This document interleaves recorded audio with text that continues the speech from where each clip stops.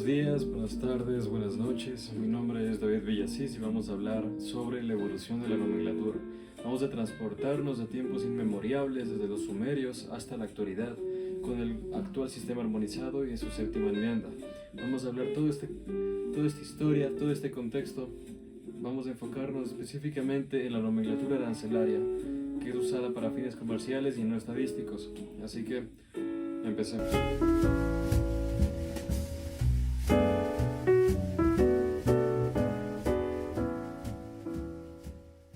Para iniciar este recorrido, nos transportaremos a épocas remotas, como dije anteriormente, específicamente a la de la civilización sumeria, asentada en Mesopotamia. Los sumerios son reconocidos como los pioneros en estructurar un comercio organizado, marcando el inicio de prácticas fundamentales para el intercambio de bienes. Entre los productos que comercializaban podemos encontrar la madera, productos agrícolas, metales preciosos y cerámicas. Además, fueron los primeros en implementar los impuestos tanto para la entrada como para la salida de las mercancías. Este desarrollo incluyó la creación de un sistema rudimentario de registro, utilizando tablillas de arcilla para anotar los bienes comercializados, sus cantidades y sus valores, sentando así las bases para una nomenclatura económica primitiva. Avanzando en el tiempo, llegamos a la antigua Grecia, donde la influencia de estos sistemas comenzó a replicarse. ¿Por qué? Porque eran sistemas eficientes, eran no precisos, pero sí eran eficientes.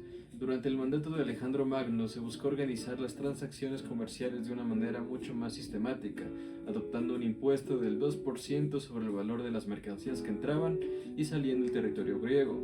Ver que desde tiempos muy antiguos ya existen los impuestos. Hay dos cosas seguras en la vida, la muerte y los impuestos. Este método ayudó a reforzar la gestión económica del comercio en la región. Tiempo después, luego de la caída de Grecia y la expansión del Imperio Romano, los impuestos adquirieron una estructura mucho más consolidada, con el objetivo principal de recaudar fondos para el aerarium, el tesoro estatal romano. Este recurso financiero era crucial para cubrir los gastos públicos del imperio. Los impuestos portuarios, también denominados portuaria, eran recaudados por los publicani, los cuales eran contratistas que gestionaban estos tributos en nombre del Estado romano. Por ejemplo, este sistema marcó un hito en la formalización de los impuestos ligados al comercio exterior. Durante la Edad Media, el comercio internacional empezó a expandirse y va a experimentar una transformación significativa. Las rutas comerciales, como la famosa ruta de la seda que conectaba el continente asiático con el europeo, que también conectaba con el Mediterráneo y todas las vías internas de Europa, facilitaron un intercambio de productos como la seda, piedras preciosas y especias. Aunque no existe una nomenclatura formal, surgió una necesidad para poder registrar los productos de manera uniforme, utilizando términos básicos para identificarlos y diferenciarlos. Tiempo después, con el Renacimiento, llega una notable expansión del comercio internacional, impulsada en sí por el descubrimiento de nuevas rutas y también con la eliminación progresiva del mercantilismo, en donde ya no solo era importante solo exportar, sino también importar, fortaleciendo así las economías. En este caso, en este auge comercial permitió el intercambio de prácticas entre los estados europeos, sentando las bases para una armonización de sistemas de codificación, de clasificación de mercancías. Más adelante, la revolución industrial trajo consigo un incremento tanto en la variedad como en la cantidad de bienes y productos. Desde esta revolución, la cantidad de productos entró en una creación expansiva.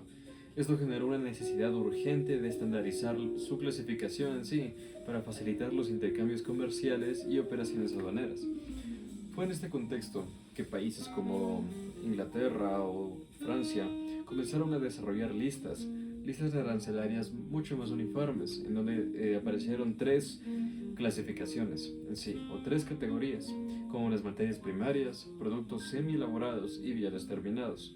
En este caso, podemos ver cómo va evolucionando la clasificación. Ahora ya tenemos categorías, en donde a finales del siglo XIX se empezaron a llevar reuniones internacionales para poder crear un sistema de clasificación arancelaria mucho más uniforme y mundial, ya que para aquellas épocas también había mucha confusión las partidas de los productos. En el siglo XX se presentaron prototipos que buscaban establecer una nomenclatura, como dije anteriormente, aceptada globalmente. En 1927, durante la Conferencia Económica Mundial, organizada por la Liga de las Naciones, se introdujo la nomenclatura de Ginebra, la cual se completó en 1931 y fue revisada en 1937. Esta nomenclatura constaba de 88 capítulos, 21 secciones y 991 partidas.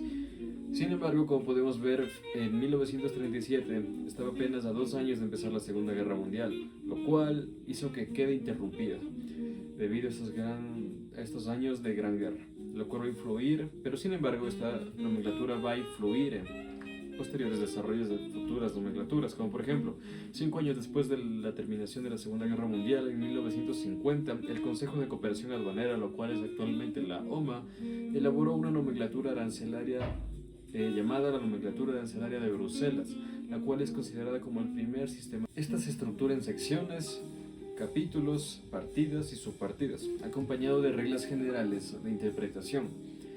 Debido a esto, los gobiernos empezaron a adoptar este sistema mediante la suscripción del convenio de la nomenclatura de Bruselas.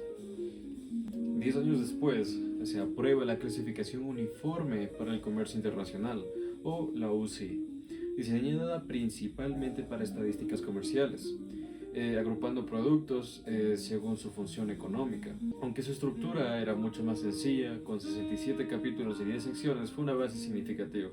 Pero no entraremos en más detalles, ya que esto es para estadística y estamos enfocados en la nomenclatura arancelaria comercial. Finalmente, en 1988 se implementó un sistema armonizado de codificación y designación de mercancías, o la SA, el Sistema Armonizado, desarrollado por la Organización Mundial de Aduanas. Este sistema fue adoptado por más de 200 países con el pasar de los años, lo cual cubre actualmente más del 98% del comercio mundial, lo cual hace que se destaque como una herramienta esencial para la clasificación y el intercambio de mercancías, o global de bienes. Esto fue la historia de la nomenclatura. Actualmente se encuentra en la 7ª enmienda y muchas gracias por su atención. Buenos días, buenas tardes y buenas noches.